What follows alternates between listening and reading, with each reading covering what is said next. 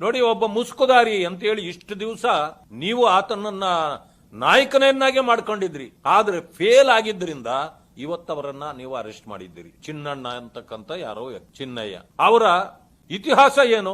ಅವರೊಬ್ಬ ಕ್ರಿಶ್ಚಿಯನ್ ಸಮುದಾಯಕ್ಕೆ ಕನ್ವರ್ಟ್ ಆಗಿರ್ತಕ್ಕಂಥ ವ್ಯಕ್ತಿ, ಚಾಮರಾಜನಗರ ಜಿಲ್ಲೆಯವರು ಅಂತ ಈಗ ಬರ್ತಾ ಇದೆ. ಈ ಕಾನ್ಸ್ಪರೆಸಿಗೆ ನನಗೆ ಹಣ ಕೊಟ್ಟಿದ್ರು, ನನಗೆ ಮನೆ ಮಾಡಿಕೊಡ್ತೀನಿ ಅಂತ ಹೇಳಿದ್ರು, ಅದರಿಂದ ನಾನು ಒಪ್ಪಿ ಬಂದೆ ಅಂತಕ್ಕಂಥ ಮಾತುಗಳು ಆತ್ನೇ ಇವತ್ತು ಹೇಳಿದ್ದಾನೆ. ಕೆಲವು ಇನ್ನೂ ಗುಟ್ಟಾಗಿ ಉಳಿದಿರ್ತಕ್ಕಂಥ ಹಲವು ವಿಚಾರಗಳನ್ನ ಈಗ SIT ಬಾಯಿ ಬಿಡಿಸಬೇಕಾಗಿದೆ.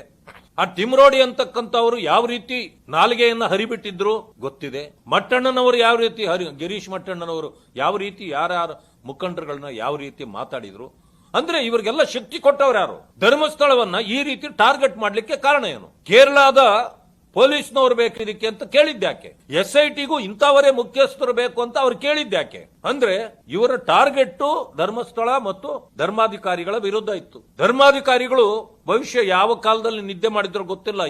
ಈ ದಿನಗಳಲ್ಲಿ ಭಾರತೀಯ ಜನತಾ ಪಕ್ಷ ಇದರಲ್ಲಿ ಸುಳ್ಳು ಅಡಗಿದೆ, ಇದು ಷಡ್ಯಂತ್ರ ಇದೆ, ಇದಕ್ಕೆ ನಾವು ಈ ಸುಮ್ಮನೆ ಕೂರಬಾರದು ಅಂತೇಳಿ ನಮ್ಮ ಪಕ್ಷದ ಅಧ್ಯಕ್ಷರಾಗಿರ್ತಕ್ಕಂಥ ವಿಜಯೇಂದ್ರ ಅವರು, ಅಶೋಕ್ ಅವರು, ನಮ್ಮ CT ರವಿ ಅವರು, ನಾವೆಲ್ಲರೂ ಸೇರಿ ಒಂದು ತೀರ್ಮಾನಕ್ಕೆ ಬಂದು ಯಾವತ್ತಿನ ದಿವಸ ನಾವು ಧರ್ಮಸ್ಥಳಕ್ಕೆ ಎಂಟ್ರಿ ಕೊಟ್ಟುವ ಆವತ್ತಿಂದ ಇದು ಪರಿವರ್ತನೆ